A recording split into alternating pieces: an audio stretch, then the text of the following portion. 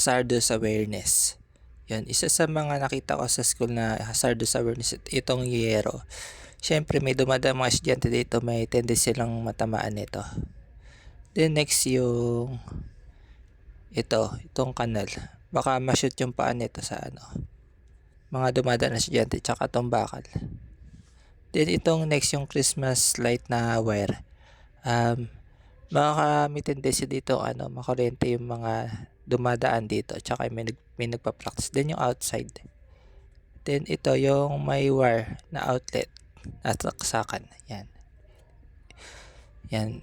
Pag umulan yan, syempre mababasa yan. Baka may tendency pumutok yan o may makuryente pa yan sa labas. Then ito yung mga naglalaro sa labas. Nasa may highway.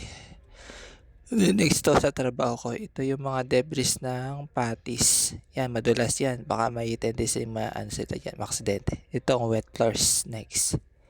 Then ito yung sa outside ng bahay namin. Yan, madulas din yan yung mga lumot-lumot na yan.